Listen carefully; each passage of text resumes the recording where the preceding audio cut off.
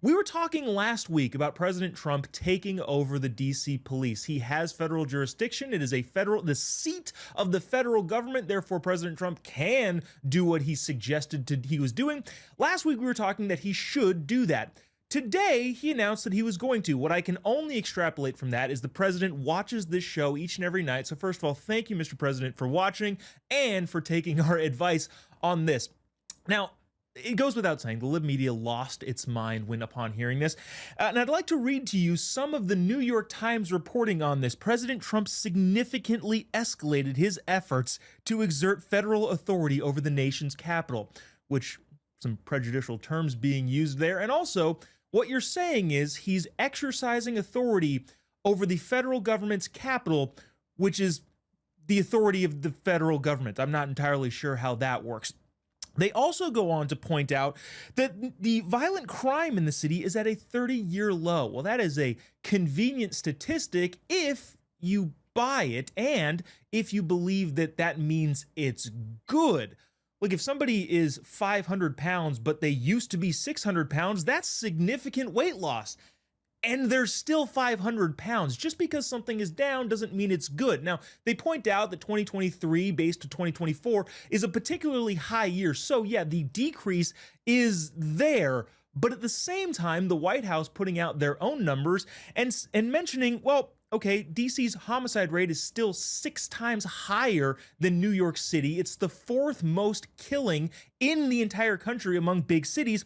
And when you look at the murder rate, Washington, D.C., and this is terrible to have to announce, is 2 times higher than Bogota, significantly higher than Mexico City, Islamabad, and substantially higher, almost 20 times higher than places like London, Madrid, and other first world country major cities. The bottom line here is that the libs are having a conniption over this, but the question that I think we should all ask is, okay, so more police officers on the streets in D.C. night and day, does that make you feel less safe? I guess I don't quite understand that. You can disagree with President Trump on that, but at the end of the day, do you feel less safe with National Guard and FBI walking around the street, or do you feel more safe?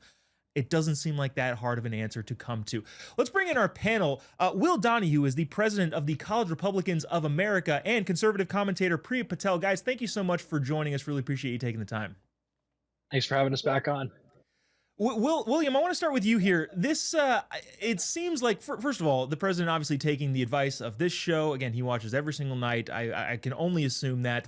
But this seems like a no-brainer considering how bad Washington, D.C. is and how the federal government does kind of have the authority over the District of Columbia. I guess as an attorney, do you think he's going to face any legal challenges with this? What is this going to look like as it plays out? Not as an attorney yet. Still a law student at Notre Dame. I have to say that for the bar. But the challenges that are going to come, I think, are going to be minimal. At the end of the day, order precedes liberty. The president needs to restore order to this jurisdiction and all over the country, and that was what he was elected to do. It was a mandate from the American people to restore order to the cities, to end illegal immigration, and to deport the people that have come to this country that are making life more difficult for everyone here. So I think President Trump needs to do this. I think he needs to ignore any legal challenges that are coming his way and finish the job. Yeah, it again seems kind of obvious. Priya, he also mentioned that, okay, if this works here, we may implement some of the strategies in other crime-riddled blue cities like Boston, like Chicago, especially like New York City. Do you think that this could be kind of a benchmark for how big cities can solve their heavy crime issues? Or do you think the pushback's going to be so bad that they just will continue to have people being murdered in the streets and say, yay, this is good because it's not Trump fixing it? Yeah, I guess we will see how this plays out, honestly. I mean, this is it should be a non-controversy, to be honest with you. The federal government has jurisdiction over the District of Columbia, has always, from the establishment of the the incorporation of DC.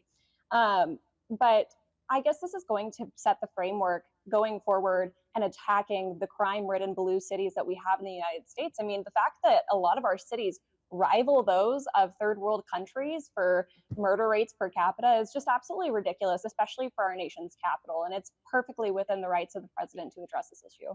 Yeah, again, I was kind of shocked reading those numbers. Like Bogota, like the one of the crime capitals of South America, that's less of a murder rate than the capital of the United States. Holy cow.